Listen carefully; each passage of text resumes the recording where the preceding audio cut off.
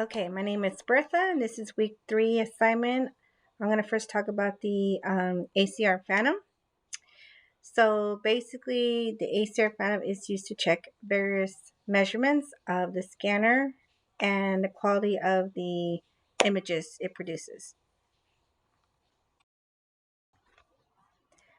The measurements made on the Phantom are called quality control measurements. And according to ARRT, we as MRI students have to be familiar on what the quality control protocols are and what they're for, and be familiar with it. QC measurements are done every week, and they're also recorded. And QCR quality control measurements that are mandated by ART are um, signal to noise, center frequency, geometric accuracy, and cryogen levels or accuracy.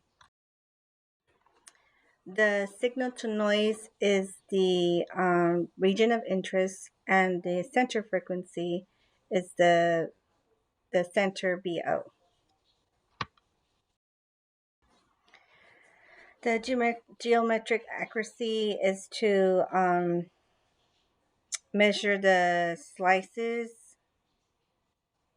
of the phantom to create the correct height and width of an image scan.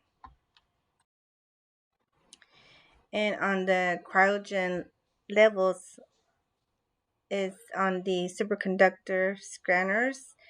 The helium that level has to be at a certain measurement. All of these are important to be familiar with because when you have the patient in the scanner, everything needs to be functioning and according to protocol to ensure the patient's safety and quality imaging for the patient. Now I'm going to talk about the difference between MRI safe, MRI condition, and MRI unsafe items and zones. So, not zones, but items. So, MRI safe will be considered anything that just doesn't pose any threat to the patient. Is non-metallic. An example would be like cotton, plastic, foam pads. The label for MRI safe is a green a green square um, that has MR and is also green. So the green square with green MR letters in the square signifies MRI safe.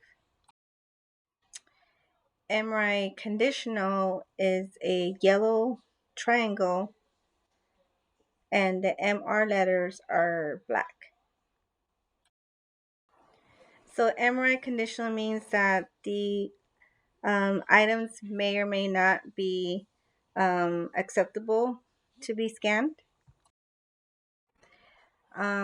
Conditions are based off BO, RF, um, or SAR potential. So if like for example, most hearing aids are not MRI conditional, but some are. So you'll have to like look it up first to see if they are conditional, like and see like the settings for it before you scan the patient. Any unknown devices must be verified before the patient is scanned. And MRI unsafe, the sign is a red circle with black MR on it, and that's basically It has a life-threatening effect to it because it's metallic and it can be easily pulled into the scan machine with a torque effect, missile effect, um, and just cause severe harm, if not fatality.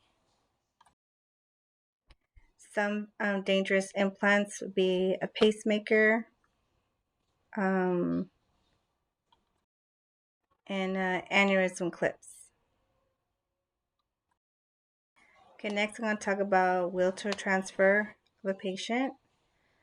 So, sorry,